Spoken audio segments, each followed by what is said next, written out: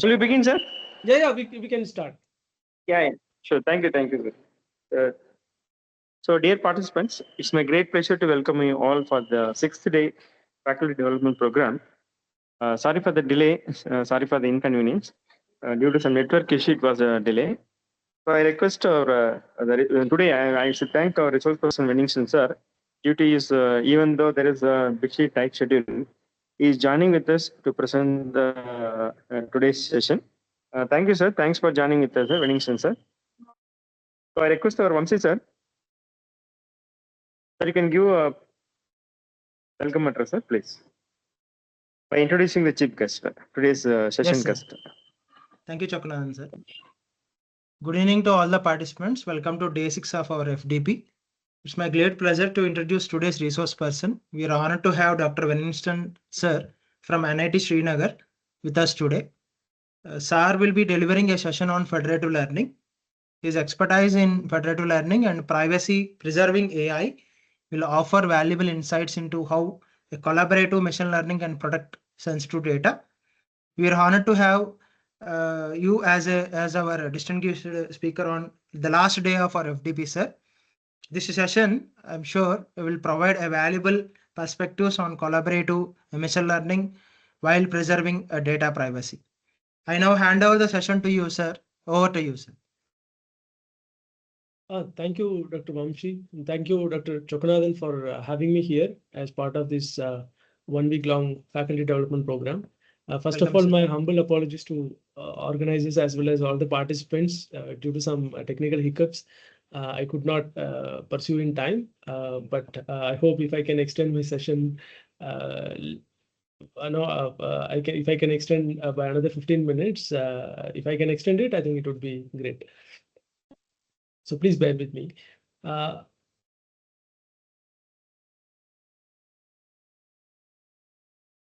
So Yes, sir. Can I get some response from the participants if you're able to see my screen clearly? Clear, sir. Yes, sir. Clear, Right. sir. Clear. Okay. Thank Sir, you. Venningson, sir, actually, we muted all the participants. While during the question and answer session, they will interact with. They'll raise the hand. They will interact with you. Yeah. So during that, then they will go through and they will find out the any doubts is there. No? They will find out and they will interact with you finally, sir. Okay, fine. Thank you, sir. Yeah.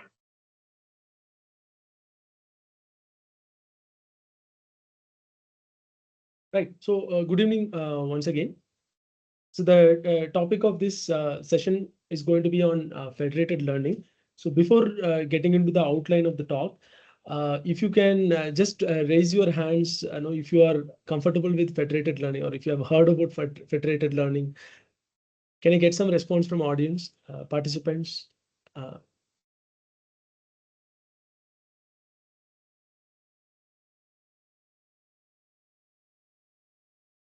Chakunathan sir, I hope they can raise their hands. They can chat. They have access. Yeah, they can raise their hands and they can chat in that. Through chat room also they can discuss. Okay, fine. Yes. It's a new concept, sir, completely for us. Okay, fine. Okay, I believe that you are at least comfortable with standard machine learning because in connection with machine learning, so we are going to discuss about federated learning. So here is the outline of my talk. We'll first start with the challenges or the problems we have with centralized machine learning, and then we will get into federated learning pipeline. And then we will see what are the different implementations or different choices of federated learning options we have. And then we'll look at certain real world applications as successful applications through this federated learning framework. And then finally, we'll have some discussions on the current challenges which are being addressed in different research works, but we will still highlight certain research directions in federated learning. Right. So before getting into the actual problem we have with centralized machine learning, so this is the way how centralized machine learning generally work. Okay? So we would essentially prepare data, and then we would use this data to train a model. And then during this model training, so model will be initialized with parameters. So as we all know, so machine learning problem can be mathematically represented as y equal to f of x, where f is the machine learning model we are talking about, and x is our input features, and then y is our output label or output category, right? So now, since machine learning algorithm can be thought of as a function, a mathematical function, so it also comes with certain parameters theta.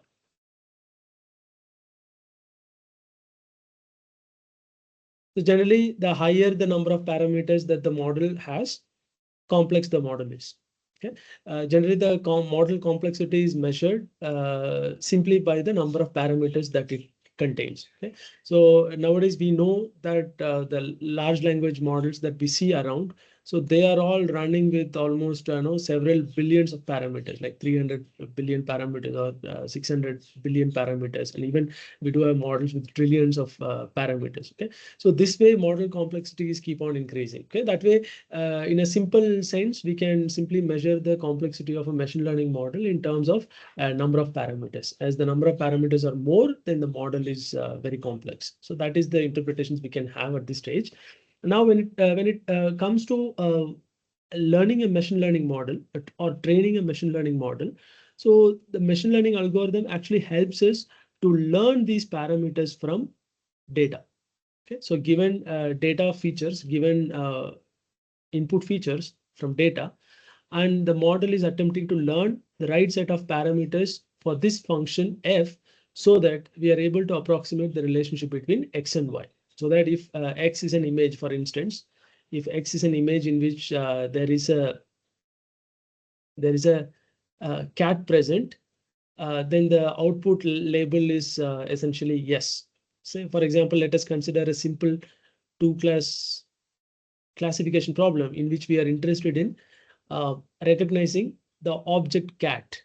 Okay. Say for example, there is another image where there is no cat, then the label corresponding to that image is going to be no. Okay. So assume that we have a collection of let's say 500 images in which cat object is present, cat animal cat is present, and there are 500 other images in which there is no cat image present. Okay. So that we can quickly train a two-class classifier, so which will have the ability to discriminate between these two categories, yes or no. So whether there is a cat present in the image or not. It's a simple two-class object recognition task. Okay. So now assume that we go with a choice of machine learning model, and then we wanted to learn the parameters that would clearly estimate the relationship between this object and the output label. And this is our X part, which constitute the image basically constitute X, and then this Y comes from this label S or no. Right. So now the way how parameters are generally going to be learned for the model is it is basically an optimization problem, because while training a machine learning model, so what we essentially do once we learn right set of parameters, we immediately measure the loss of the model. For example, let us initialize the parameters theta with some random initial values for the model. So I'm just discussing this point in the context of neural network. So as you can all think that the neural network is going to have an interconnection of neurons in which we can have different depths of layers. So assume that our network appears like this. And then we have our output layer in which we have two neurons.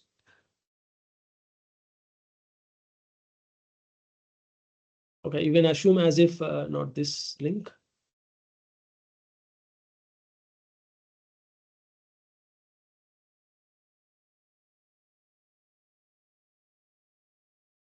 Right. So imagine I have four neurons in the input layer, or the first hidden layer, and then I have 6 neurons in the second hidden layer, and then I have 2 neurons in the output layer.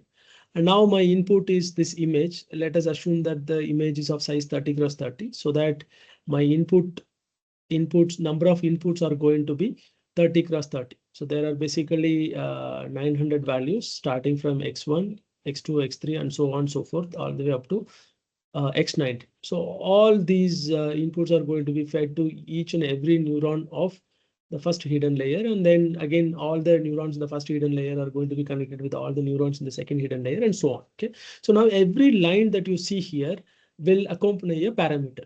So when I say theta, it's going to be a vector containing all the weight values, and which means there will be a matrix that will store the parameters used in this layer. Let's say, let us call it theta h1, and then there will be a matrix which will store the parameters which are used in this layer 2, hidden layer 2, and then there is going to be a matrix which will store all the parameters used in the output layer.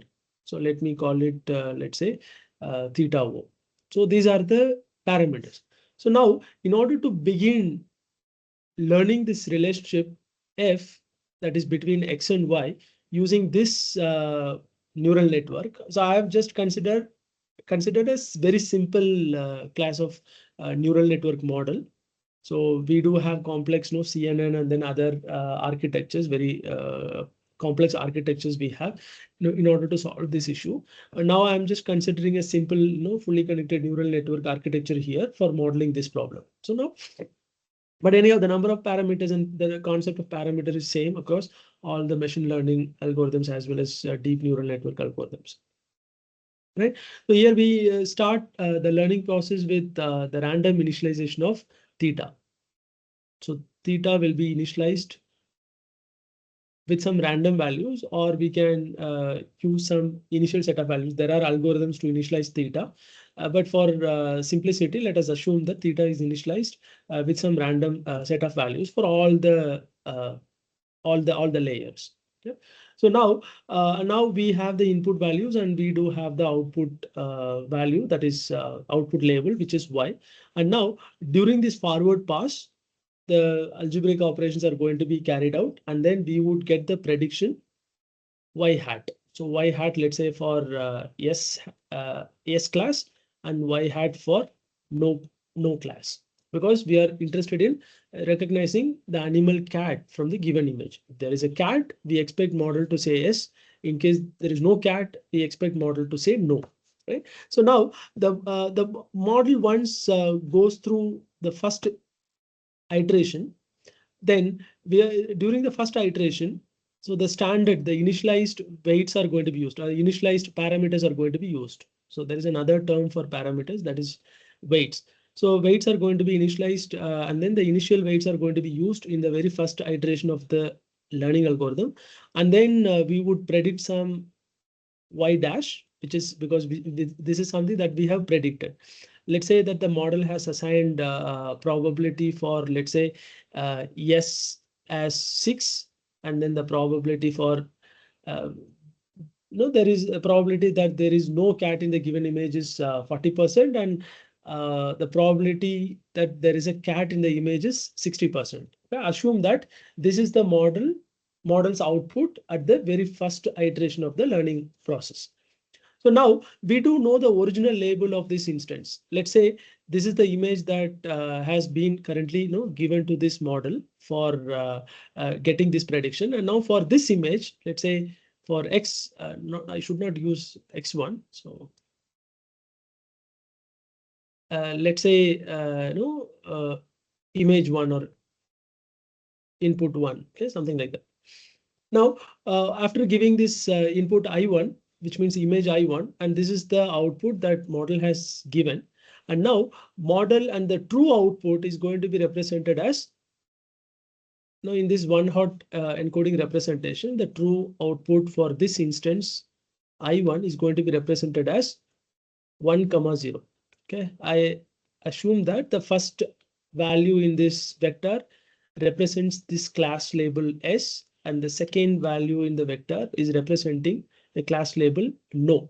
So since there is cat present in it, so the entire probability mass will be on the representative class, which means the cat class. Okay, so since there is a cat, then the no cat will generally have zero value. Okay, for the second instance, the output no can be represented as a vector containing two elements in which zero mass is on the S side, and then there will be complete mass on the no side, because there is no cat, there is some other object present in it.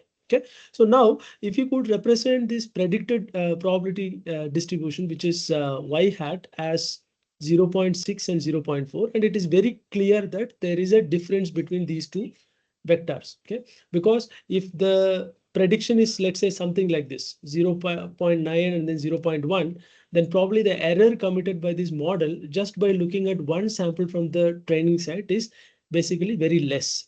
But in this case, it is actually like almost no model is taking an equal stance that the message, that the given image may contain cat or may not contain cat, which means it is a natural effect in any no neural network model learning, especially in the very first iteration, because we have not fine-tuned or we have not fine-grained the parameter theta for this model. So now, and now after getting this prediction, so we would calculate no loss. So we would use some function in order to calculate loss that is committed by this model. Again, the way how we can essentially compute loss, so we can read probably sequence of samples. Let's say, there is some amount of loss committed by the model by looking at the first image of the training set. Okay, so we may have, let's say, a few tens or few hundreds of images in our training set, so that we can finally accumulate all the errors committed by the model on various samples from the training set, so that you can just aggregate all of them and then you can come up with a single loss value at the end. Right. So now this loss is going to be used by the learning algorithm in order to fine tune these weights. So that is what the optimization problem is, because what we ideally wanted to optimize here is the amount of loss that the model is making. So how can we reduce this loss? By updating the theta parameter, which means the parameter or the weights of the model. Okay, so in our discussion, we are just sticking to this neural network family of algorithms, so that now the theta have to be now updated, so that there could be a reduced loss in the later iterations of the learning algorithm. So this is how basically this is the outline of the standard learning algorithm. And then this learning process will continue for several iterations. Probably we would run, let's say, for 50 iterations or 50 epochs or 100 epochs or 200 epochs. So, and every iteration of the learning algorithm, basically it is attempting to learn right set of parameters for this function f. This simple neural network in our case is what f is. So now for which we wanted to learn right set of parameters, so that we are able to minimize the distance between x and y, which means we wanted to correctly assign label for the given image. So this is the standard pipeline of any machine learning algorithm or deep neural network algorithm or deep learning algorithm. So this is something that is happening with centralized machine learning. So centralized machine learning in the sense, let's say that there are multiple sources from which you can obtain data for training such a machine learning model, what we have just discussed. Now, it is our duty to gather or aggregate or collect data from different sources and keep data all in one place, and then keep again model also running in the same system or same data center or cloud server, so that this training process can happen right away in the place where both data and algorithm are available. Okay, so what is the problem with such a way of addressing problem through machine learning? So here is the challenge. So generally, all data have to be available in a single server or in a central cluster or central cloud server, which means all data which are to be all. When I say data, I mean training data here. Training data which will be used for learning a machine learning classifier or any other model of interest, right? So here, if this data which are collected from different sources, so which are very In case such data are coming from, let's say, sensitive domain like hospital, or sensitive domain like banking or insurance companies. Okay, so then data has certain privacy limitations. So data can't be so easily transferred from, let's say, different hospitals. Patient records from different hospitals can't be very easily, collected in just one place. Right. So who will then guarantee the notion of privacy? Right. But anyhow, we do have interesting machine learning problems that are seen in medical world. And in order to learn machine learning algorithms, in order to solve diagnostic related problems, and of course we need data. And without data, no AI or ML model can be trained, because all ML AI models are basically data hungry models, which requires enormous volume of data for training a right model, with a production quality or kind of deployable, quality models. Okay, right. So now again here, who will then take care of the responsibility of collecting data from multiple hospitals? Probably, let's say we are trying to work on let's say 10 different hospitals. So can the responsibility of training model be lie with one of the hospitals in this 10? Okay, or can we give it to some central authority like government in order to do the training? So even if we have sort of mutual agreement between hospitals or with government, and still someone takes the lead of gathering all the data from different hospitals and then taking it for model building, still it comes with a privacy issue. So privacy issue is something that no one can basically compromise, because it is something related to personal details or more, right? So no one will generally be willing to share their private healthcare data without any reason. So again, every individual has no right to preserve their private data whatsoever that is relevant to them, right? So privacy is a big issue. So now in this case, what happens? We wanted to build a machine learning model comprising data from different hospitals, but at the same time, we have no provision in order to gather data from different sources and then keeping it in a central server in order to train or learn a machine learning model, right? It's not because of the limitations we have in terms of hardware. So we don't have any hardware limitations here, because we do have access to powerful computers like high performance computing infrastructure, or even cloud servers are available at cheaper price. So that's not going to be a problem. But the problem here is the privacy, because the data leakage is something that we cannot encourage, right? So this is the reason why we are thinking about, can we do this in a kind of distributed fashion, so that data need not be moved actually from the individual hospitals to a central place where the model training can begin. So let the data be as it is in the hospital where it is initially located. We don't want data, but we still wanted to learn model from it. Okay, so instead of transferring data all from different hospitals to a central server, so why don't we send model to those data sources, which means different hospitals, and then let the model just return the central server only with the parameter that the model has learned from the different subsets which are held by different hospitals. So that is the idea of the federated learning. There are many use cases you can see, and not just from the medical domain, and you can even think of training a model, let's say for auto correction for a smartphone keyboard. So which means all of us are smartphone users, and we do generate a lot of keyboard typing data in our mobile phone.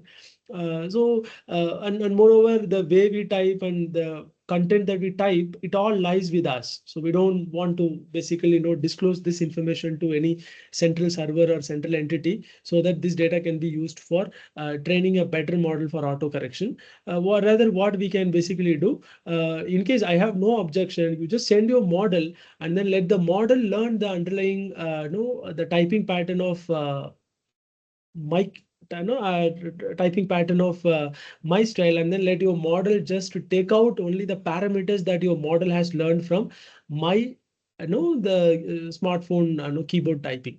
The same way, all of us have probably different ways of different things that we type in our mobile device or in our any other electronic gadgets we have. Okay, so that is one example where we cannot, we basically hesitate, share the, the sort of, the typing details, whatsoever we type with our mobile phone application. We don't want to share it with them. But however, we allow model to just come and then learn the pattern and then just take out only with a set of parameters.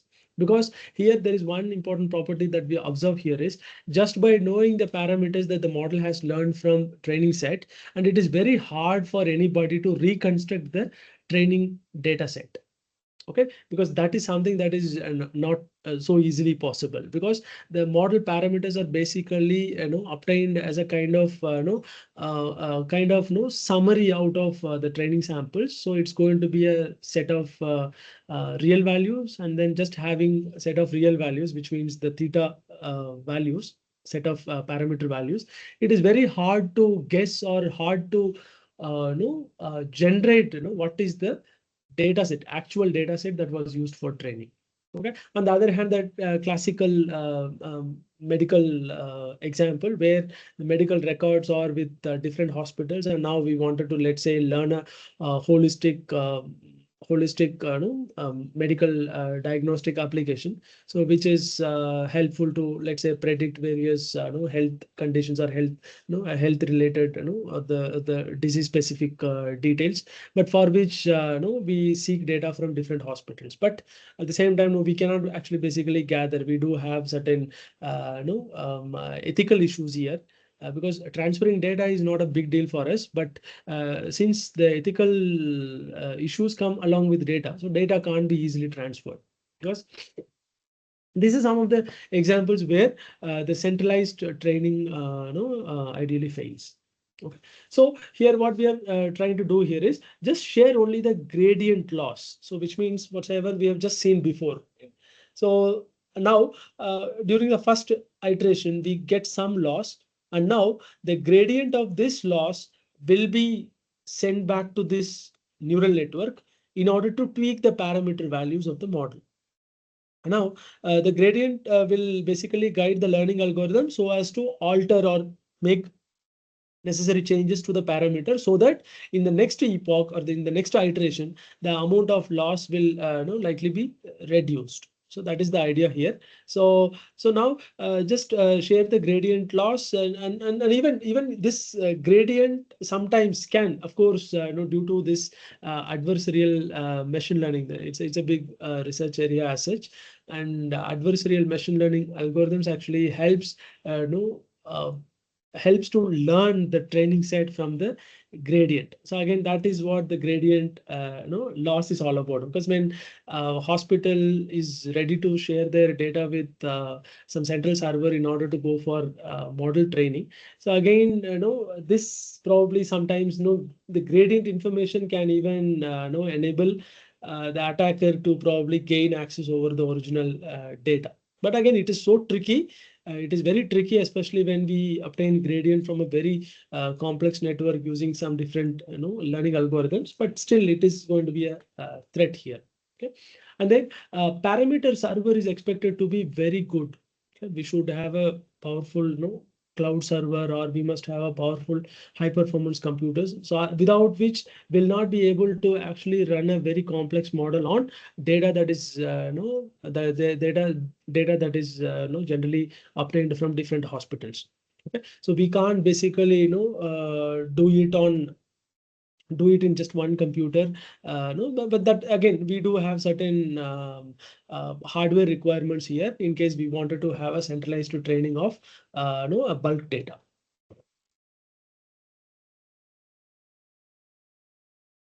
Right. So again, we now understood what is the difference between centralized training and distributed training.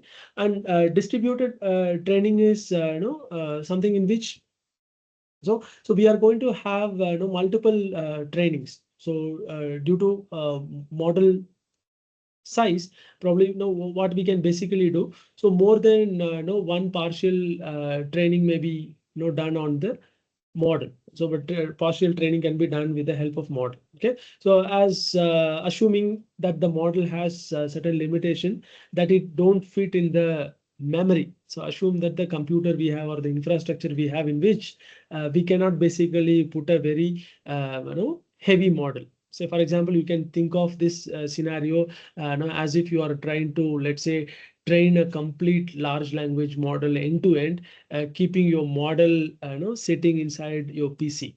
Okay, because we know that LLMs are very complex in nature, and it comes with even a very small LLM will have probably 1 or 2 billions of parameters, right? So if every parameter, let's say, take floating point size memory requirement, then you can imagine, right? So if there are 1 billion parameters, then we do require 1 billion into 32 byte of memory just to store the model.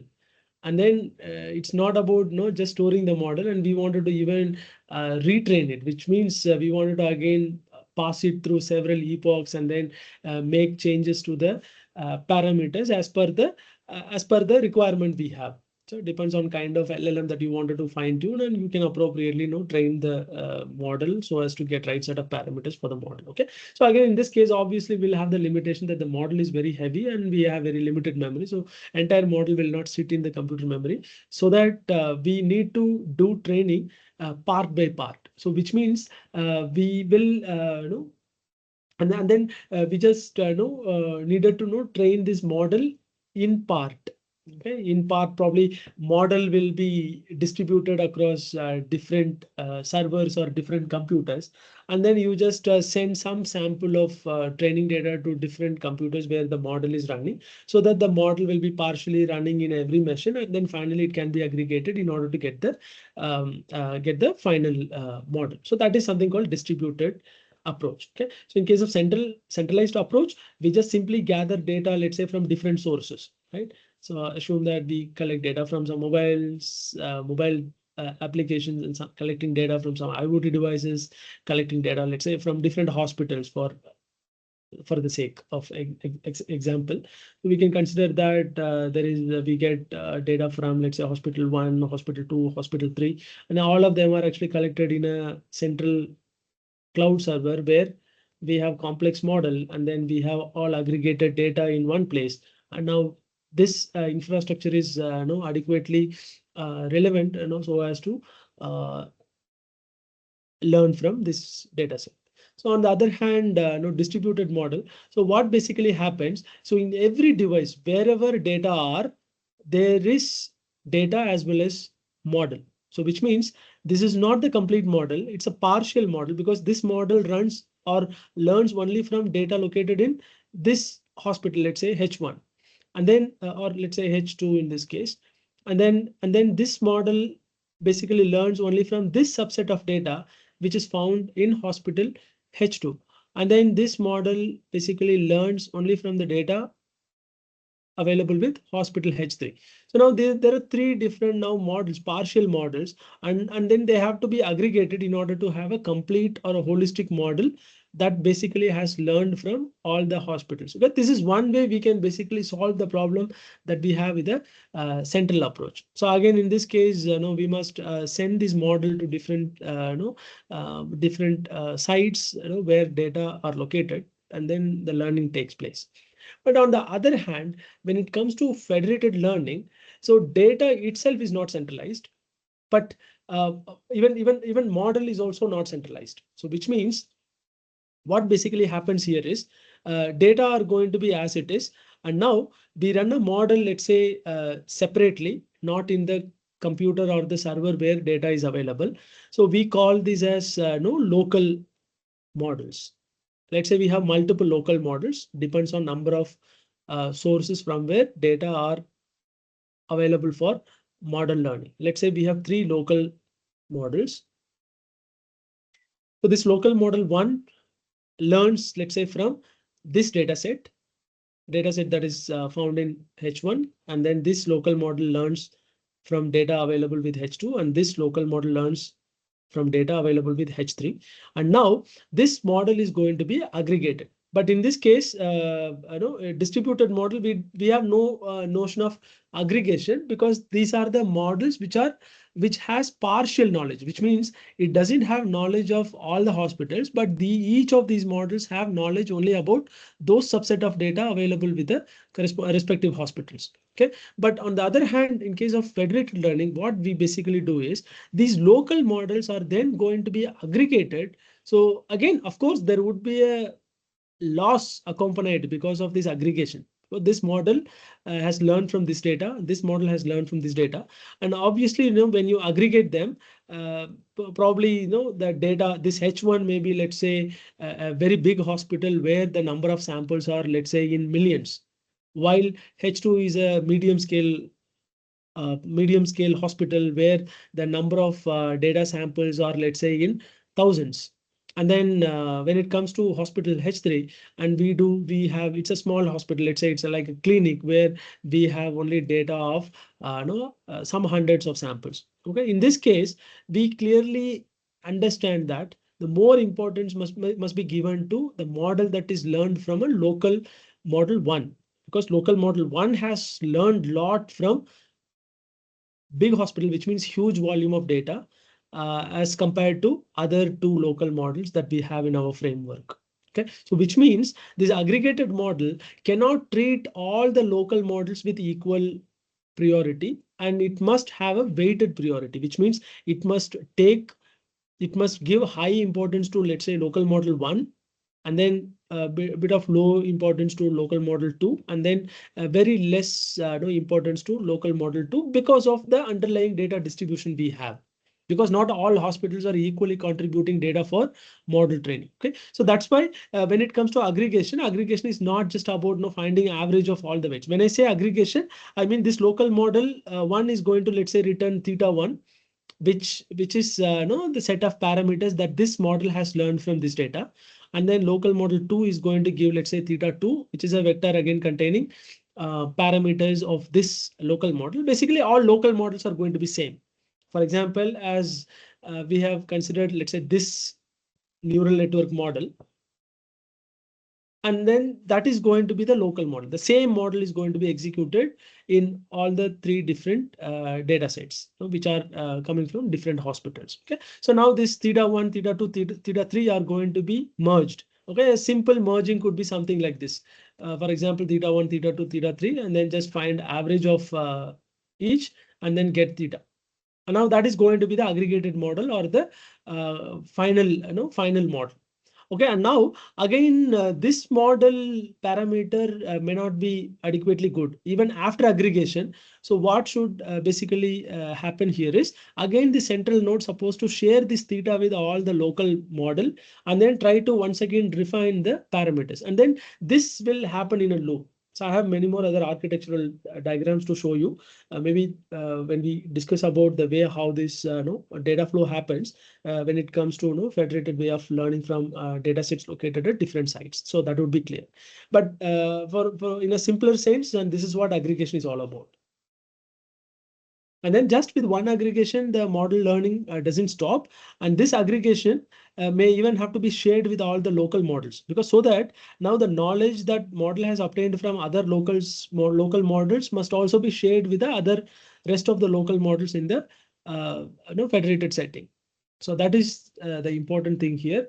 When it comes to learning relationships from data, thereby we also preserve the privacy notion. Right. So the very first paper on federated learning, there are few papers on federated learning even before 2016, but it is a kind of breakthrough paper on federated learning that was published by a research team from Google, and they have come up with a definition for a kind of interpretation for federated learning. So federated learning can be thought of as a machine learning paradigm where a model is trained across multiple decentralized devices or servers, and even not necessarily high profile computers or high performance computing nodes or servers. It can even include edge devices like mobile phone, or even sort of drone sort of applications, which means microcontroller based systems, and then even IoT nodes and so on. Okay. They are basically called edge devices. Even we do have use cases with even CCTV cameras. CCTV even captures a lot of data. So why should CCTV camera transmit all the data to central server for learning from it? So why don't we directly run some machine learning algorithm in a distributed fashion straight away on CCTV, so that only in important updates are being shared by CCTV nodes with the central server. So not all the data are generally required. All right, and then holding local data samples without moving it to any central storage, and without requiring data to be exchanged with any third party or any central authority for learning from it. Okay, so this is how federated learning basically differs from distributed learning. So in case of distributed learning, in case if I have mistakenly mentioned anything about distributed learning, because there is no notion of aggregation when it comes to distributed learning. So in distributed learning, we just send the model to sites where data are located, and then we learn from it. That's it. And this aggregation makes no sense here. But in the case of federated learning, we do have an architecture where we will finally aggregate the local models which are trained from different subsets, and then to get a complete picture about data which are located from different sites. Okay. So only model updates, which means the gradient or the weights are only shared with the central server and not data as such. Okay. So these are the three advantages we basically infer from the very primary federated learning framework. So one is data can stay uh, locally. So not necessarily data has to be transferred from local server to a central server where the complex machine learning model are going to be learned or trained, right? So only updates are basically shared. So updates means the gradient. So only the gradients are going to be shared with the central server. Okay, and then the computations can even happen distributedly, so that there is no much compute load on the central server. Okay, so even computations are even distributed across nodes where data are actually located. Okay. So these are some of the key goals which are achieved through this federated learning framework. Okay, so let us now understand what basically happens in each round of the standard federated learning training. It's federated way of training model. Okay. Right. So each local device basically downloads an initial global model. So we do decide the global model. So global model is not as such, is same as the local model. Okay, we do have two things here. One is global model and the local model. So global model and local model are both same, which means architecturally both are going to be same. Let's say this is the neural network architecture. We have decided it to be the global model, which means there are 4 nodes in the first hidden layer, and then there are 6 nodes in the second hidden layer, and then the 2 nodes in the, which means 2 neurons in the output layer. Okay, so put together we have probably 12 neurons here, just for simplicity, but this neural network makes no sense when it comes to object recognition or sort of classification segmentation kind of work. Okay, right. But anyhow, assume that, and this is the architecture of the model that will be called global model. And now each local model will also have the same copy of the global model initially. So we decide the global model because the architecture of the neural network is prepared, and then initially model is also initialized with set of initial parameters theta, and then local devices are going to get a copy of this global model, and once it reaches the local site, then the model is named there as a local model. Okay, because it is a copy of model that is held locally in the device where local data is found. Okay? Data is present, data are present. So only the local models are basically sent to the central server after learning parameters from the local copy of it. So there could be multiple local models as we have seen earlier, there could be local model one, local site 1, 2, 3, local device 1, 2, 3, which means local site 1, hospital 1, hospital 2, hospital 3. So this way you can understand these terms. Right? So now every local model is going to learn from the data that is held by the local device, and then the parameter vector are going to be of same size from different local devices. Okay, so the local models, after it learns initial set of let's say parameters from the local data, and it will be sent to the central server for aggregation. Okay, so central server, once it collects, let's say local model that is learned from different subsets of data from different sites, and once it collects from all the local models or all the local devices, then the central server then performs a weighted average. Okay, so just underline the word weighted here, because I hope it makes sense why it could even be weighted average, not just the average, because different sites or different local sites may contribute different volume of data. Okay, so we need to respect the notion of volume of data on which model is trained, because AI models, machine learning models are basically data hungry models. It learns a lot from huge volume of data, so that the one which contributes more data must be given higher weightage. Okay, that way. So in that respect, we can either it can either perform average, a simple average, which means giving equal importance to all the sites, or giving specific weights to different sites of the local model in order to get updated global model. And once global model is updated, then this local model is this once all local models are aggregated and then updated the global model, and global model is not something the final model.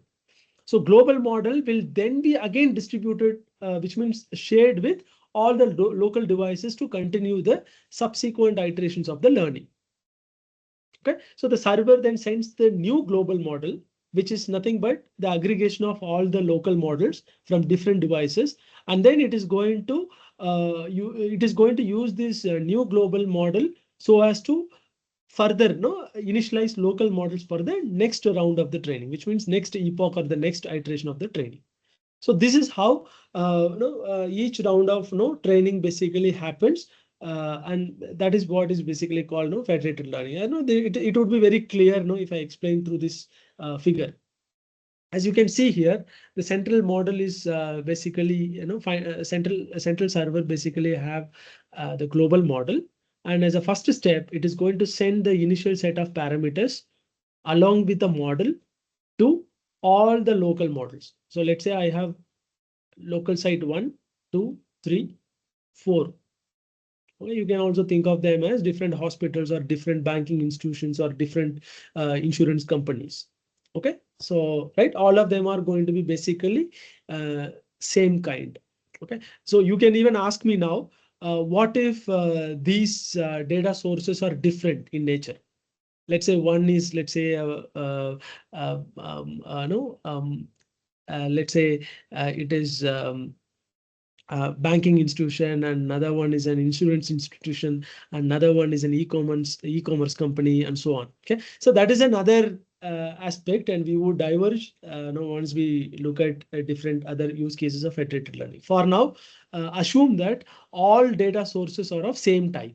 So which means the data schema are going to be same. So which means this hospital also contributes, let's say, data containing, let's say, certain features, which means feature 1, feature 2, feature 3, and so on and so forth up to feature n. And the format of data are same in all the local devices. Okay, the number of features do not vary basically. Okay, if it contains 10 features, and this site also contains 10 features of each patient. So again, coming back to our hospital scenario, right? So only the patients are going to be different. Let's say this contains patient P1, P2, and so on and so forth up to, let's say, patient 100. And this is going to have, let's say, something else, not the same patient, but not necessarily patient supposed to visit multiple hospitals, and then data about a single patient need not be aggregated. Okay, that is not our interest here. And probably some hundreds of patients are visiting, let's say, this hospital, and then some other 100 patients are visiting this hospital, some other 100 patients are visiting this hospital, but the schema of the data are same. Okay, So when I say schema, I don't mean the format alone, even the type of even features are going to be same across all the local devices. So that is the catch here. Right. So one central server shares this initial global model with all the local devices, and then local model basically starts training because there is a model, there is a model, same model as you can see, right? So all the models, shared by the central server with the local devices are same as the one that is configured at the central server. Okay, the models are not going to be different. Only data are going to be different. That too, data are not of no data are not going to have any notion of heterogeneity, and data are going to be homogeneous, which means the schema of the data are same. So only the data are from different patients.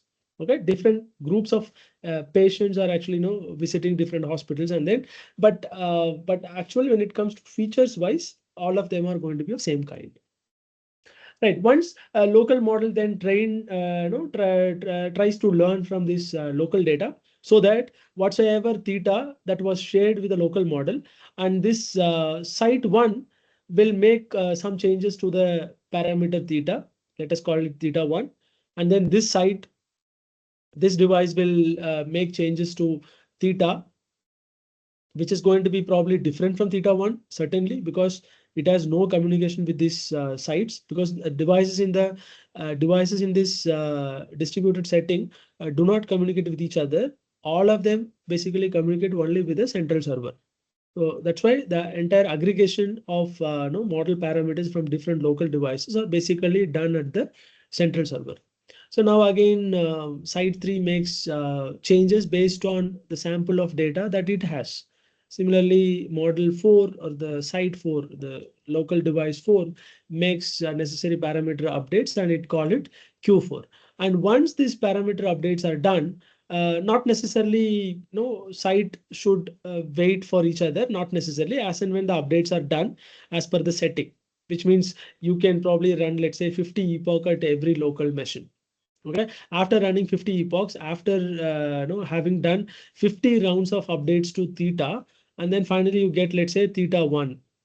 Okay, so theta 1 is now going to be shared with the central server. So this way, central server will collect the locally updated model from each device. So that is what we use this notation to denote the gradient. The gradient of all the weight values which were shared by the global model to all the local devices is what called this delta W1. It is basically the gradient. So this gradient is gradient or model or the weight update. So this weight update is shared with the central server. So central server will receive copy from all the 4 devices. And once it receives, then it is going to find an average, because n here is 4, because we have 4 different devices. So now the weight values are going to be aggregated from all the local devices. And after that, then the central server is going to again share the global model, which means the updated global model with all the local devices. Okay, so after aggregation, once again, all the local devices will run, let's say, 50 epochs of training on local data. Okay, after that, again, data will be again sent back to server, and then this will be keep on happening until the central server finds a model. No, that's a kind of a model that is basically converged with all the local copy of data maintained at different sites. Okay. So this is how basically the machine learning algorithm is going to be learned in a distributed fashion using federated learning framework or federated setting. So another clearer picture, what basically happens at each step in the learning process. Right? Yes. So we initially, start with same initial or random global model on all the edges, because assume that this is the model we have, and then the same copy of model is held by all the devices, right? And then select the subset of clients. So again, client selection is another decision that we're supposed to make. Especially when it comes to edge devices, because edge devices, when I say IoT devices, So IoT devices are generally placed in thousands of numbers, right? So let's say there is an IoT network where where the network is deployed for, let's say, cross-border violations or cross-border crossing at boundary areas, or the national borders. So let's say that the defense people have deployed a lot of sensors there in order to watch over are there illegal crossing at the border. Okay, so now they used to basically plan or keep several hundreds or several thousands of IoT devices, right? We know that IoT devices have certain limitations in terms of compute power, in terms of energy, in terms of battery, right? Because the IoT devices are generally battery operated, and battery is going to have a very less energy for it to consume, so that IoT devices will have very, very less longevity, right? Because it will not survive for, no, it is not going to be stable all the time. And again, there could be some sort of network delay due to poor connectivity. It depends on the place where IoT devices are basically spread, right? But again, on the other hand, maybe you can think of edge zero, edge devices as your mobile phone, so which has reasonably stable connectivity, as well as good compute power, as well as it is going to have a better battery backup, no, compared to other low-end edge devices. Or in other terms, you can even consider a simple computer. So you can consider even simple computers in place. No, you can call them, okay, because this architecture is going to be basically for any kind of network, network of no, any kind of devices. So not only for edge network or edge devices, and it can even be extended to computers as well. You can think of no, edge zero as computer zero, computer one, two, three, and so on. Right. So now same model is going to be executed, and then again select the subset for learning from data based on no, the healthy clients. So healthy clients in terms of better power backup, better connectivity, and better compute power. So these are some of the parameters that we are interested in choosing the client. Okay, right. But anyhow, for now, we are going to allow all the clients to participate in this learning process, because generally hospitals are nowadays, no, hospitals are actually turning to e-hospital, mobile hospital, no, e-health, mobile health. They do offer a lot of services even in remote, right? So that, and moreover, they would have well-equipped servers, in order to keep their data, so that definitely they will maintain good backup of their data, and then they'll have uninterruptible power supply, and then they will have good internet connectivity and all that, so that all clients are going to be considered healthy, and then so that all of them can be included. Okay, so only when it comes to edge network, nodes of edge devices, where we need to apply this kinds of client selection procedure, so that you choose only those nodes which can really contribute in the learning process. Okay, so otherwise we will just simply rule out or exclude the clients to be participating in this learning process. Okay, if they are not stable, if they cannot if they cannot stay alive or stay active throughout the learning cycle, then no, including such edge device is of no use, right? But anyhow, it will probably participate in the first few iterations, and then later, due to probably battery issues, and node may die, so that it will not be able to contribute any longer. But the knowledge that it has already given to the global model is something which is a stale knowledge, because the edge devices are basically capturing real-time information, right? We are not interested in, let's say, we want, because we are using it for some real-time applications, where we are interested in learning from the most recent data, and not from the data of the past days. I hope it makes sense. Okay, most of the diagrams you will see these edges, but don't restrict. It doesn't mean that it is restricted only to edge devices, and it can even be scaled up to other normal computers or any other devices. Right, and then perform forward pass of training. As you can see here, the forward pass happens. So you choose a mini batch of training samples. Okay, not necessarily you should update the model on seeing every training sample. So you can see a batch of training sample, and that's why it is mini batch here, probably batch of, let's say, 34 patient records, or sorry, batch of, let's say, 32 patient records, or batch of 64 patient records, or batch of 128, and so on. Okay, these are some reasonable numbers for you to choose the batch size. Okay, so run your model on, let's say, batch of 32 patient records, and then try to compute the gradient, and then this gradient is then going to be shared. Okay, as you can see here. So during the forward pass, we get the gradient, and then this gradient is now going to be flow back through the network, which means the model that you have. And then again, it will be locally updated. And then depends on the number of iterations you have set to be executed locally, let's say for 50 epochs. So that many times this will be repeated. And then once the required number of epochs are done, repeat for few epochs. We have decided to run it for 50 epochs. Once it is done, then this gradient is now going to be shared with the central server. Okay, so that data are going to come from different devices which are participating in this federated setting. Once model receives it, and then it finds a global model by aggregating the gradients which the central server has obtained from all the local servers, and then it will update it, and then it will share it to the local model again. So again it will run. So this cycle is going to continue. So until the convergence is observed. Okay, so this is how federated machine learning algorithm training is essentially going to be performed. Okay, so here is the algorithm. So whatsoever we have seen so far, it is algorithmically presented here. Here, the way how the global model updates the gradients which are obtained from all the local devices is through averaging. Okay, a simple averaging. So simple averaging of local model is what done at the server side. Okay, and then this is something that happens with the server initially. So server initialize the parameter, and then it shares the parameter with, let's say, all the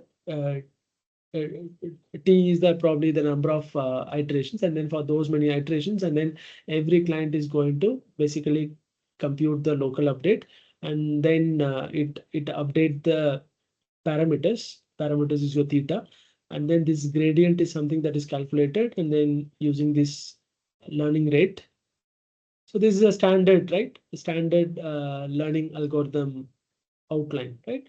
So it updates it, and then once it is done, then actually again when it comes to client update, and it can again do it in the form of batch gradient descent sort of thing. Okay, which means it can run the samples only on a batch of certain size, and then go for model update. It could not necessarily weights are to be updated upon seeing every training sample.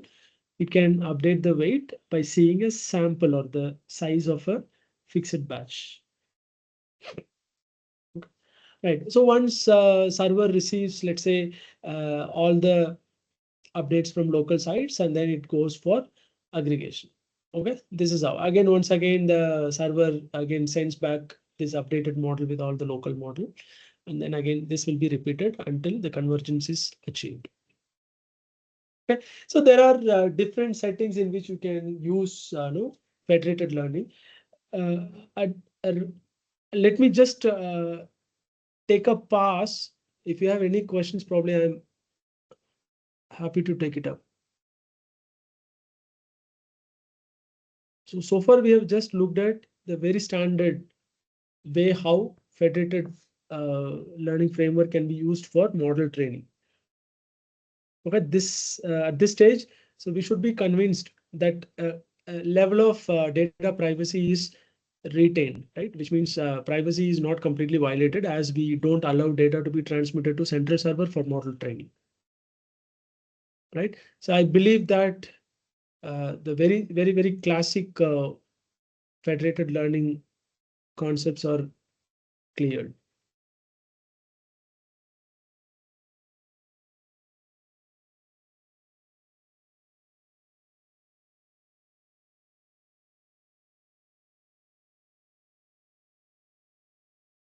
Yes, right. There are no more questions. Yes, we can go ahead. Fine. So there are different ways in which federated learning can be used. So federated learning can be used in cross silos setting, right? As well as you can do it on cross device setting. Okay. So there are two comparisons given here.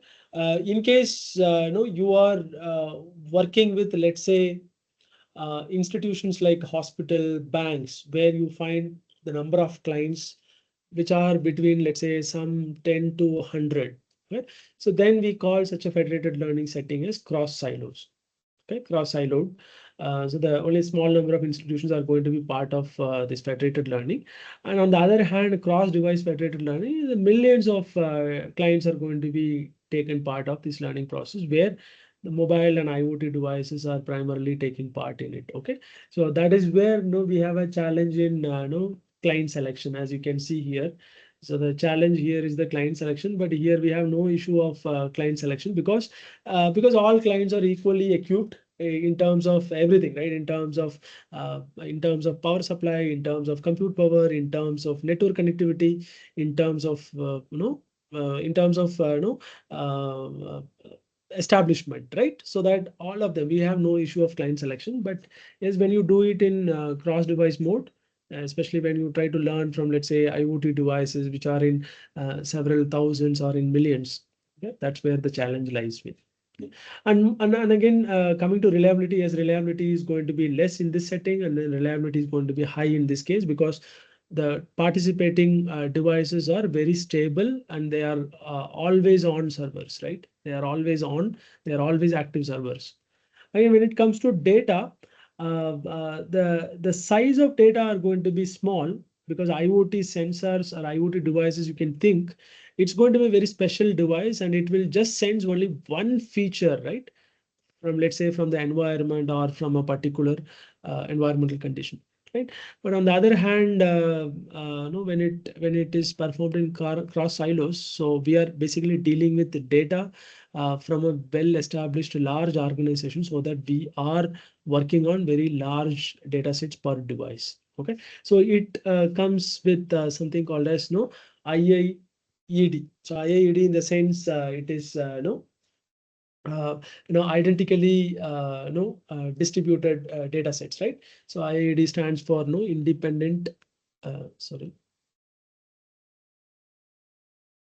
independent and identically distributed data set. So it is a statistical property, basically. For example, I hope all of you are aware of this MNIST data set.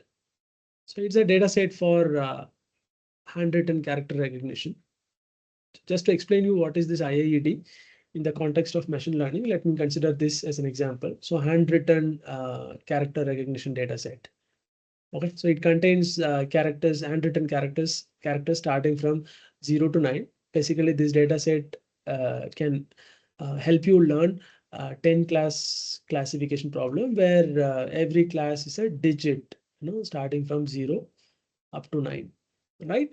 So it contains, let's say, a good number of samples for each digit, handwritten digits. Now, assume that you wanted to, let's say, learn a good model using this MNIST data set, which is available in distributed environment. Let's say you have device 1, device 2, device 3, and then device 4.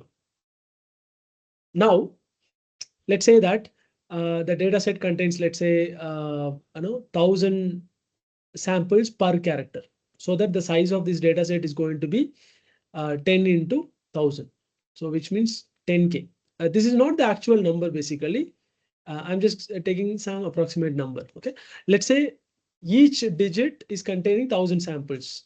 Okay, in the data set. So that data set contains almost 10,000 images. So equally, all the classes are actually equally distributed, so that we have no class imbalance in this original data set. Now, MNIST data set is now going to be distributed across different devices. While distribution, let us assume that each device, let's say, get 250 images of each class. So 250 images of, let's say, 0, 250 images of, let's say, 9, and then 250 images of 1, 2, and so on and so forth. So if the class distribution is uniform like this, then we call it IIED. We call it IIED.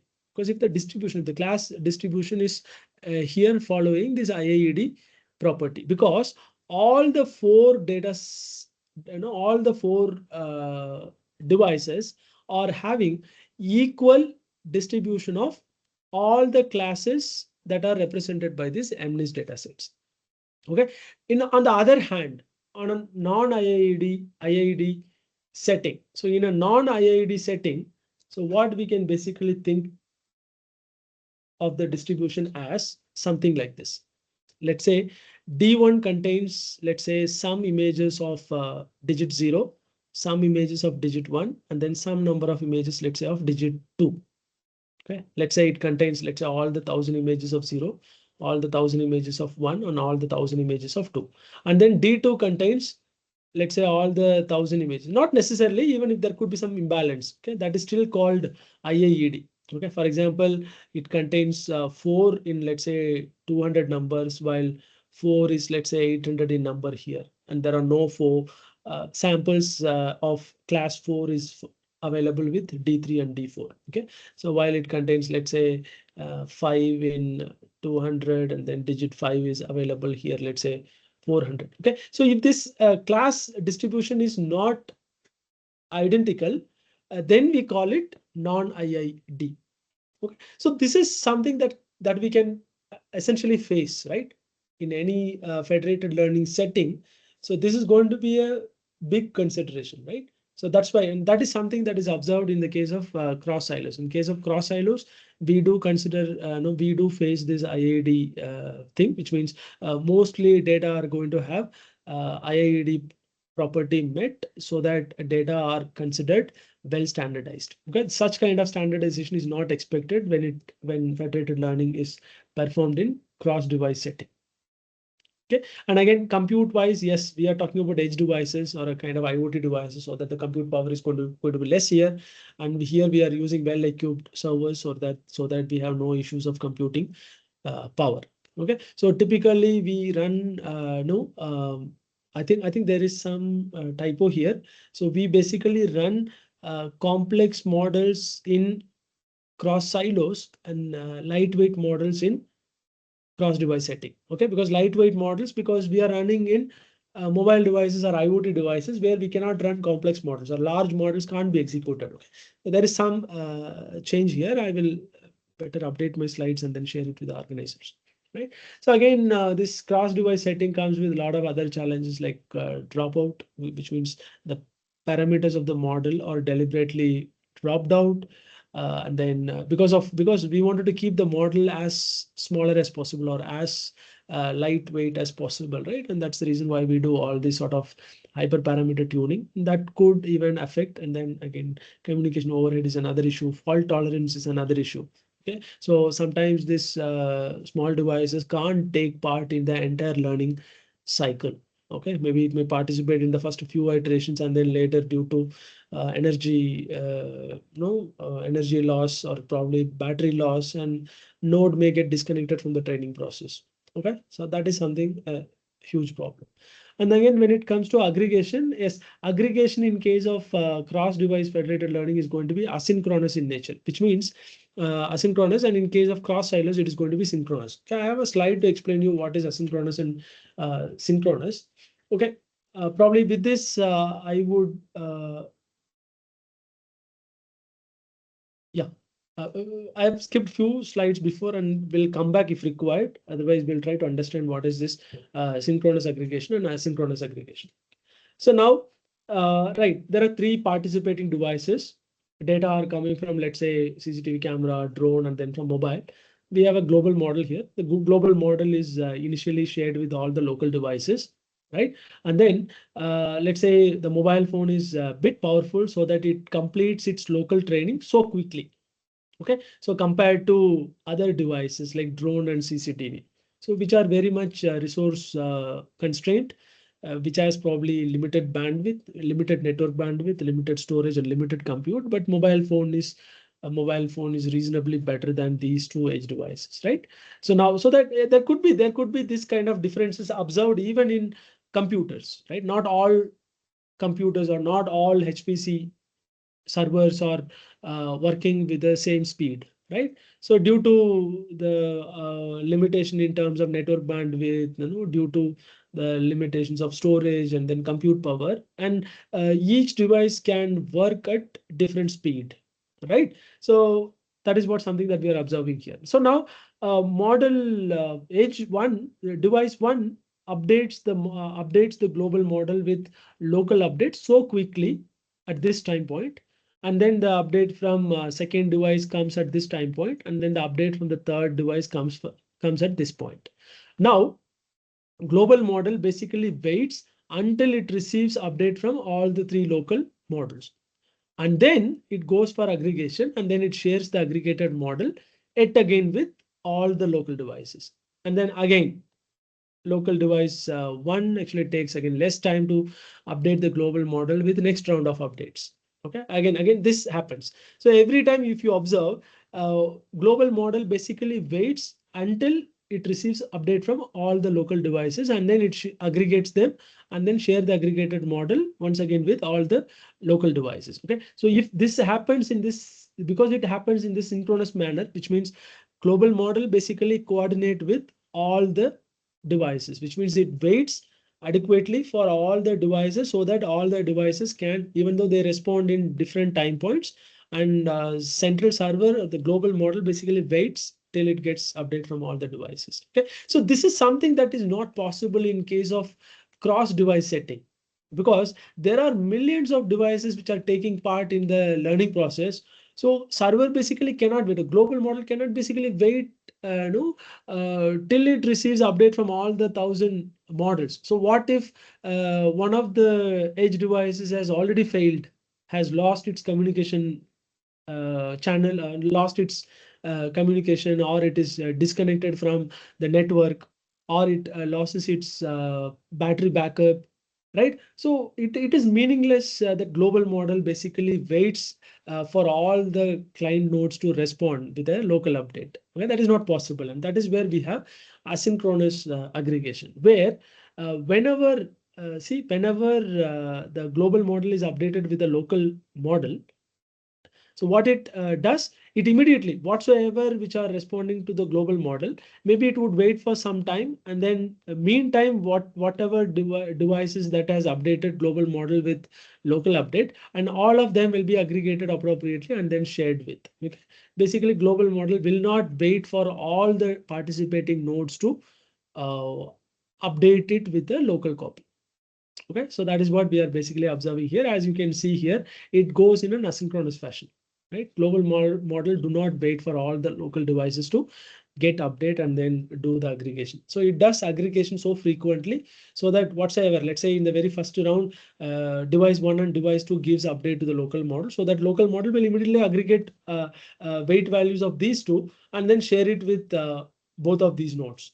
And then after some time, let's say it receives update. See, as you can see here, see, before the first update comes from device 3, and model has aggregated twice before. Okay, that is what we are observing from this timing diagram. So this is about aggregation. And there are different kinds of federated learning we have. So one is called horizontal federated learning. Another one is called vertical federated learning. So meantime, Dr. Chokanathan, can I take another 15 more minutes? Sir, please, sir. Please carry Yeah, on. thank you. Yes. So meantime, any questions if you have, you can discuss with me. Yeah, there is a question. Does encryption model update? Sir, there is a question in the chat box, sir, from Yes, Neeta yes. ma'am. Yes, Dr. Vamshi, I just noted. Does encrypted model update eliminate all risks? Yes, of course. The encryption will also take place here because it is happening in a network fashion, right? It is happening in a network fashion. So definitely there is going to be an encryption, which means when local device one share the gradient with the central server for global model preparation. So obviously these weights are going to be, these weight updates are going to be Definitely encrypted. There are again various choices we have. It is again a separate research domain, security part of federated learning, where a lot of encryption algorithms are even proposed. Yes, you are right. There is a most popular form of cryptography, that is on homomorphic cryptography is being widely used in federated setting. But I have no knowledge on encryption part. But of course, so you don't these weight updates do not go in a raw manner. It will undergo some encryption process, and then at global side, at server side, at the central server, and again decryption will takes place, and then a model will get the copy of weights. Okay. And moreover, that's what the reason why the homomorphic encryption is being used in the federated learning setting, because homomorphic encryption, it has a special property that even global model can even work directly on the encrypted data. So not necessarily decryption is need to be done at the global side. Okay, that is some advantage we get out of different encryption schemes. Yes, it is well connected. Yes, connected with encryption part. Yeah, so these are the kinds of federated learning we have. Most importantly, we have very common type is horizontal federated learning, and the less common is vertical federated learning. The horizontal federated learning is what all that we have discussed so far.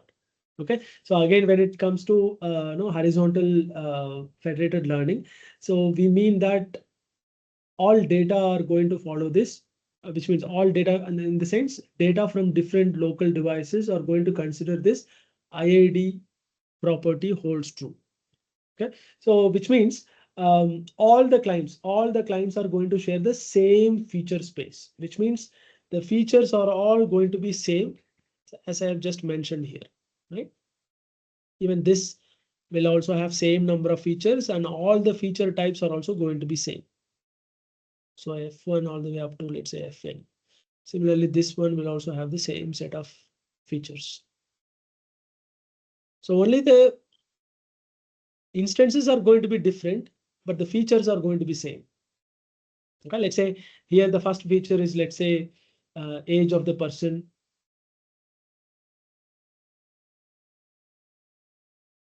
So age of the person, and then gender of the person, and then blood glucose level, and then probably body temperature, and then whatnot. You can add as many diagnostic results that any patient could probably contribute in the process of treatment. Okay, right. So all these data samples from different devices will also have same set of features.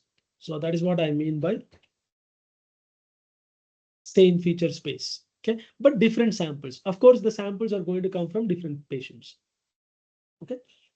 So now, so here data are going to be well standardized, because all data which are coming from different sources are going to follow the same schema, right? So data format is going to be same, so that no, that's such a kind of federated learning setting is what called horizontal federated learning. Okay, so example, multiple hospitals with same patient record formats, but same formats are same, but of different patients. Okay, different samples. But on the other hand, vertical federated learning, in which client shares same sample space but different features. So same sample space in the sense, for example, patient has visited, let's say, multiple hospital. So patient has, let's say, multimorbidity. For instance, patient has assumed that patient has, let's say, multiple diseases, so that patient is taking, let's say, treatment for disease 1 with, let's say, hospital 1, and treatment for disease 2 with hospital 2, and treatment for disease 3 with hospital 3. Because hospitals are specialized, right? Or even you can even think of this scenario as different departments within the same hospital. So now assume that even within the hospital, yeah, of course, data aggregation would be possible, because it's from different departments of healthcare units. But yeah, you can even imagine it as as if a patient is approaching different hospitals or taking treatment from different hospitals for different illnesses. Okay, so here patients are same, but data that they are contributing to different hospitals are entirely different. Okay, all of them are patient P1. So P1, P2, P1, P1, P2, or you can assign some sort of unique ID here, like patient ID are going to be unique within every hospital, but probably you can think of, let's say, Aadhaar card, Aadhaar number of a patient or something like that. Okay, because in US we have something called social security number, SSN number. But in India, yes, of course, we can have a unique ID for every user as Aadhaar number, so that by Aadhaar number you can easily merge patient records across hospitals. But that is the kind I'm talking about here. So it's quite complex to handle this case, because again, how to learn from data which are completely different, data which constitute different feature space. That's quite different, right? Quite complex too. That's why horizontal federated learning is the most common one, and it is a kind of rare one, but still it is under research. And then yes, a lot of good models are being even developed for vertical federated learning. Okay, so clients share the same sample space because they are data are from same patient, but with different features. Okay, so here maybe taking treatment for, let's say, heart disease, and then here maybe taking treatment for, let's say, diabetics, and then here it may be patient may be taking treatment for, let's say, some eye disease and so on. Okay, so these features maintained for each of these health conditions are going to be entirely different, right? Yes, of course, in healthcare setting, it makes less sense, but in this example, the example that is given here makes good sense. So a bank and an e-commerce platform, let's say, try to exchange or share user details with each other. Okay, which means they don't want to share user details with each other because we are talking about federated learning. So let the customer details of bank be with it, and let the e-commerce transaction details be with e-commerce company. And now bank wanted to learn from users of e-commerce platform, and e-commerce platform wanted to learn from bank customer, which means from bank data set. Okay, so it is kind of it, right? But of course, in all the cases, users are going to be same. So all of us have bank account, all of us have e-commerce account, right? So it is going to be user one here as well. And in case of bank, we'll have our name and then gender, probably our salary range, the designation, and then our family size, and then our monthly income, and then whatnot. Now, how much tax we have paid last year, all such things, or all the daily transactions we are doing, credit card transactions we are doing, and then our our monthly closing of past, let's say, 1 year ago, something like that. Okay, you can think of various features that bank generally interested in maintaining. Okay, even bank people even maintain our address details as well, our contact details as well. And then on the other hand, e-commerce will maintain, let's say, like there would be few overlapping, like name will be overlapping, and then the contact details, address, all such things will be overlapping. Right. Besides that, the very specific no, e-commerce transaction details would be present here. So what is your average monthly spend on e-commerce sites? Right. So again, bank would be interested in knowing it, so that probably bank can target its customer with some new offers and so on and so forth. Okay? Because banks have no idea about what kind of online purchase pattern you have. Right. So they can't seek such details from individual customers, but they can directly go and then approach e-commerce um, data store, and then they can get the learn model, right? So again, as such, there will be no data exchange between e-commerce store, e-commerce company, and then the bank. And of course, bank will have provision to e-commerce company to run its model here to locally learn the bank customer patterns, so that e-commerce can make use of it for their business benefits. So same way, bank can also send a model to e-commerce site so as to learn the e-commerce pattern of its user, so that it can better retain the customers with it. Okay, so that's the kind of example. Well, that is something called vertical federated learning. The vertical federated learning approaches are basically used at very high scale, like institutions of different kinds. But on the other hand, horizontal federated learning, where institutions of same kind are basically participated in the entire learning process. Okay. Yes, of course, you can even extend it to transfer learning as well, where transfer learning is something that we predominantly see in deep learning,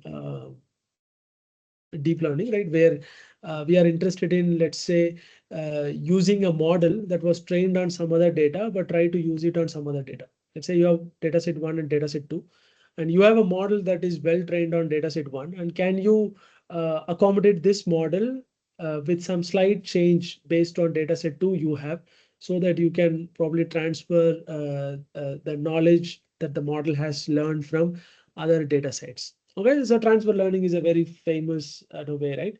Because whenever you see a project in which YOLO models are used, so YOLO model is basically used for object detection, but you can use YOLO models even for, let's say, traffic sign detection, or pedestrian detection, or even vehicle detection, or even dynamic object detection, and so on, right?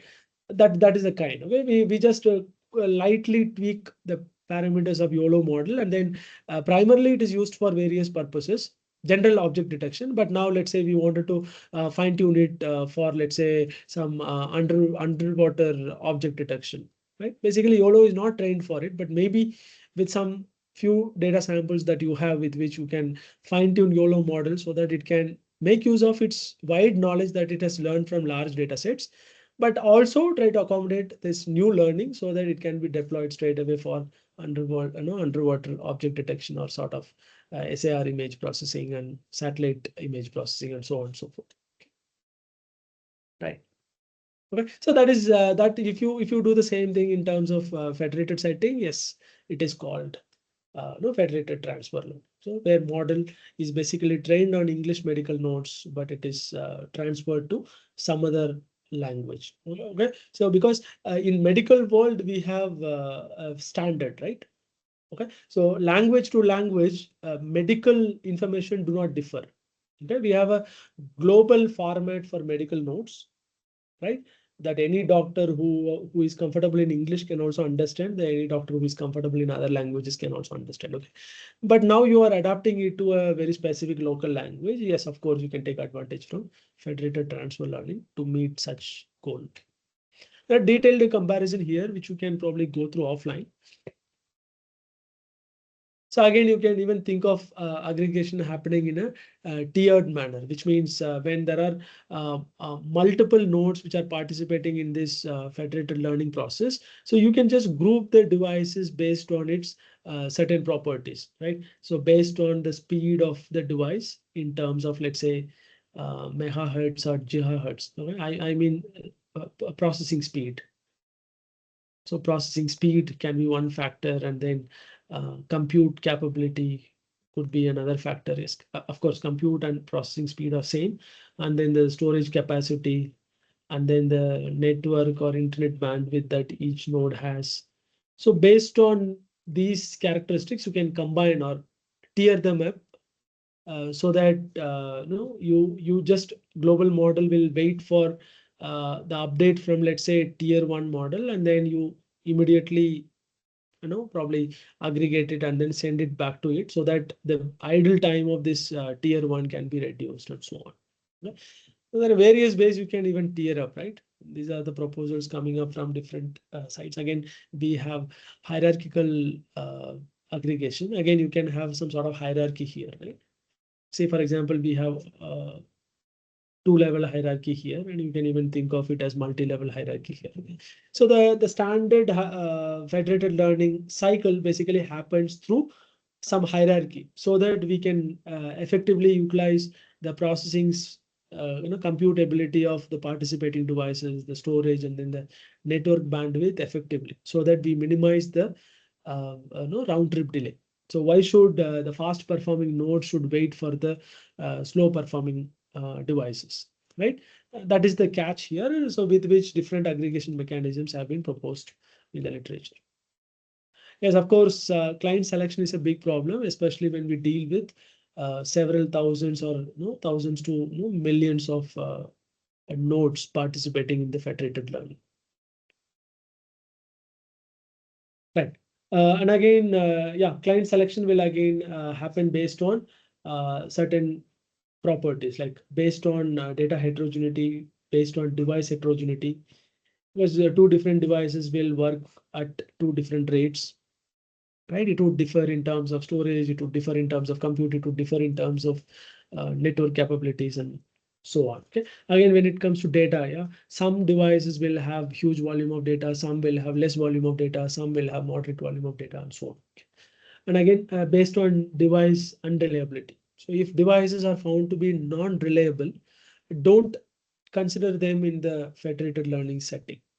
Okay, so federated learning is becoming very successful, especially in edge computing scenario. So where we can't essentially wait, for data to come from all the edge nodes to central server for machine learning, right? Because machine learning algorithms require data, but data we cannot wait, or we cannot aggregate data from all the participating devices. Right, so it is better that a portion of learning or a part of learning that happens on device, okay, with limited computing capability. So why not machine? Why not device can even participate in learning from data, not just in the process of data collection. Yeah, that is the idea here. So there are these are all the various proposals which have been.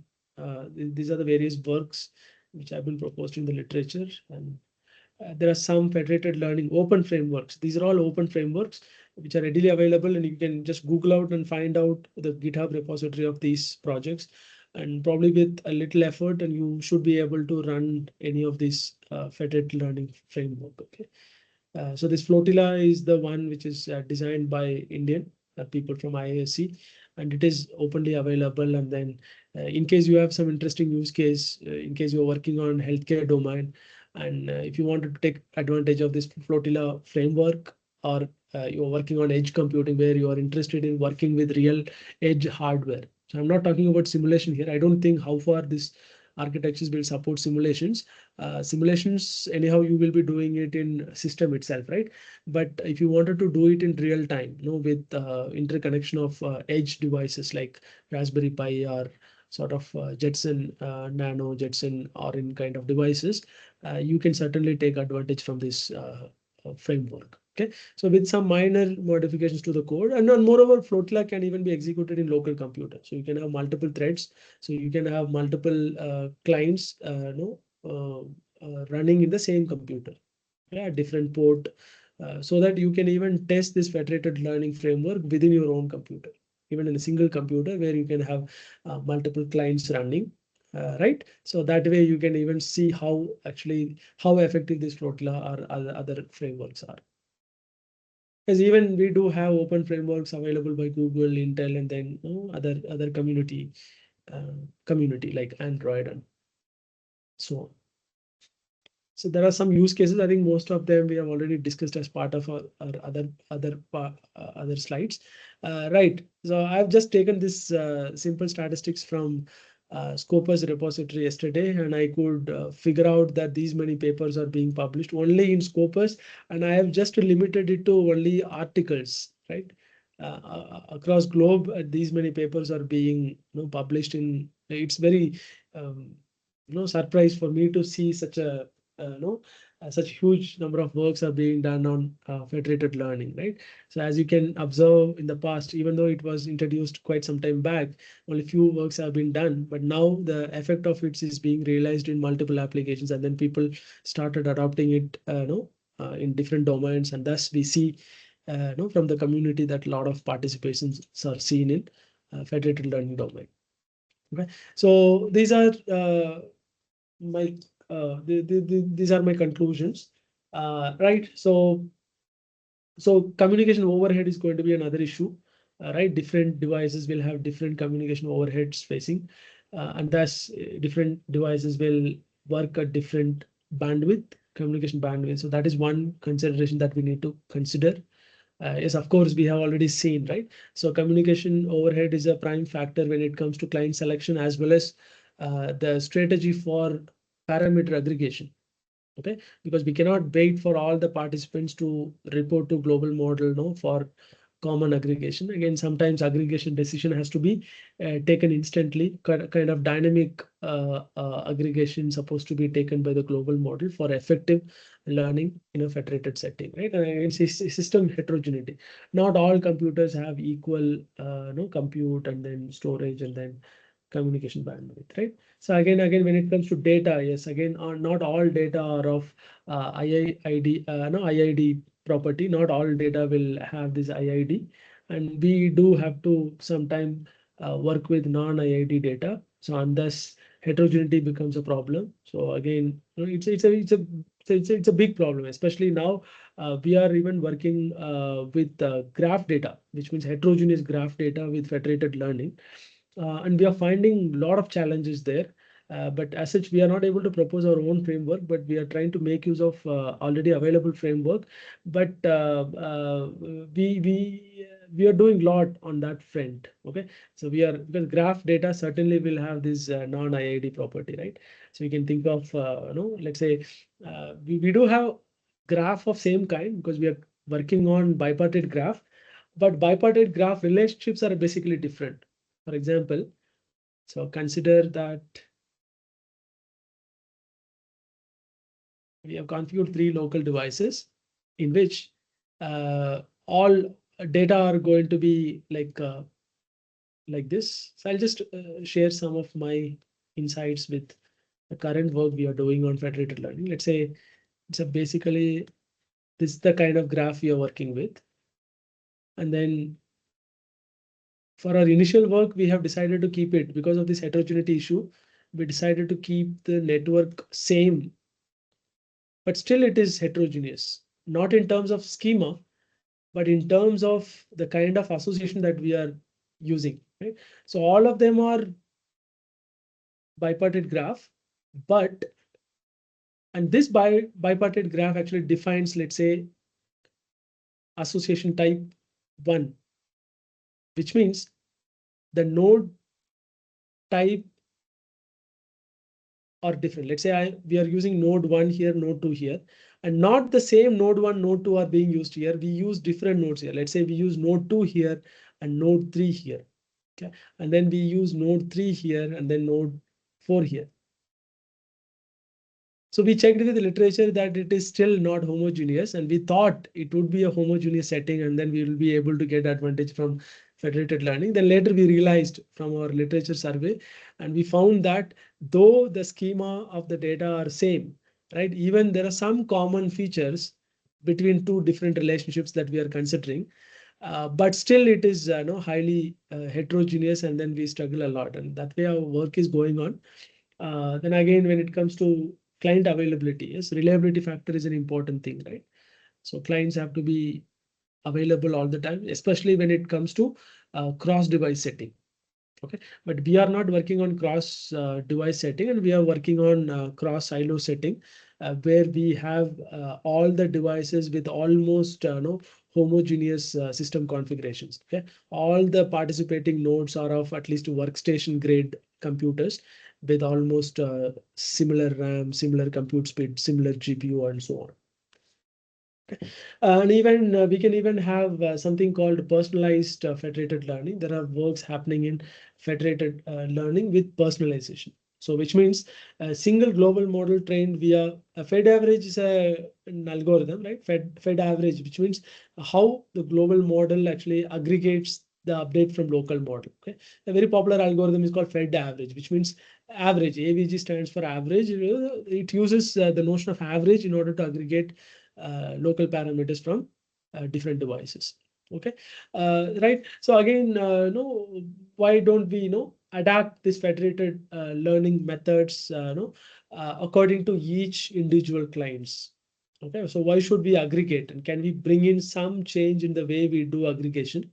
Because when we do aggregation, we are actually losing individual identity from each of the participating devices, right? There are some works which are being done in order to consider every individual client aspects.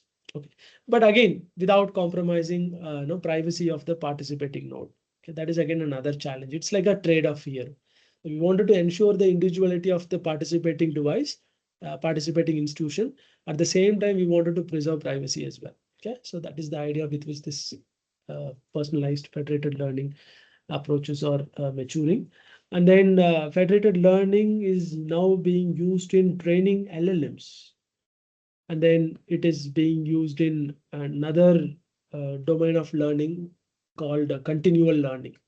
So continual learning algorithms are basically equipped with learning from streaming data. Let's say earlier the way how we work with stream data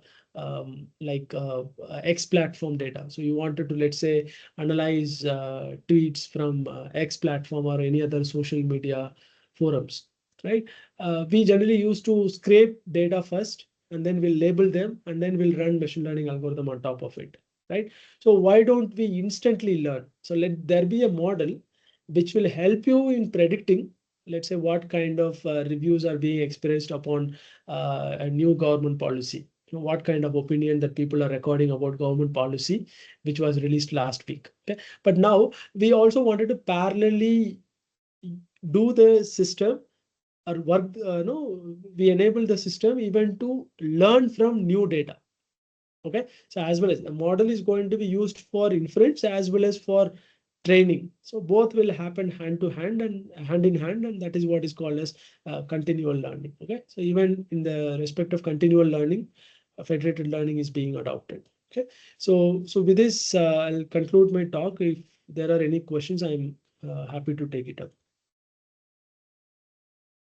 Dear participants, please post your questions here in the chat box. If you have any question, if you want to interact with the resource person, please raise your hand so that I can unmute your mic.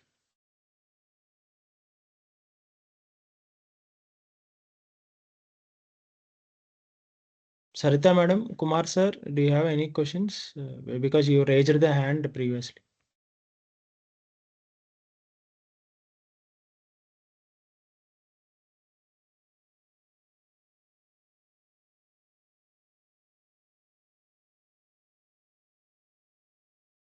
So sorry for running out of time, because the session was expected to be completed by 7:30, and due to delay at my side, Sir, no issue, sir. No No issue, issues, sir. schedule. We Yeah, can yes, understand yeah. your Sometimes sir. technical glitches we cannot assume, we cannot predict something. Thank you, sir. Yes. Yeah. Sir, we can proceed conclusion remark, so that I think no participant, there is no doubts, I think. Yes, sir. Yeah. Dear participants, as we come to the end of this enriching FDP on AI and cybersecurity in the digital era, I would like to extend my heartfelt thanks to all of you for your active participation and engagement throughout this week. We are grateful to all our esteemed speakers for sharing their valuable expertise on a range of exciting topics. Their insights have significantly contributed to enhancing our knowledge and understanding of cutting edge advancements in AI and cybersecurity. I would also like to express my appreciation to the management of MITS and the head of the department, Professor R. Kalpana Madam, Dr. K. Chokanathan Sir, Associate Professor, Coordinator of this FDP program, Mr. K. Mohammed Sir, the Co-Coordinator of this FDP, and a special thanks to the IEEE Robotics and Automation Society for sponsoring this event. Lastly, a big thank you to all the participants for making this FDP a success. We hope the knowledge shared during these sessions will empower you to apply these concepts in your respective fields and continue exploring innovative solutions. We wish you all the best in your professional growth. Thank you again for being part of this FDP program. Now I hand over the session to Dr. Chokanathan sir for vote of thanks about this session.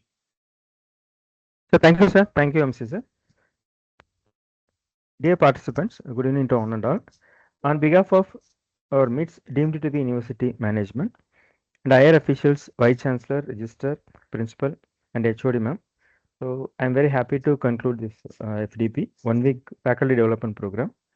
So we thank all our higher officials, management, and we thank the resource persons, Dr. Madanapalle sir from IIIT Kottayam, Dr. Surendran sir from NIT Pondicherry, Dr. Kumran sir from Amrita University, Dr.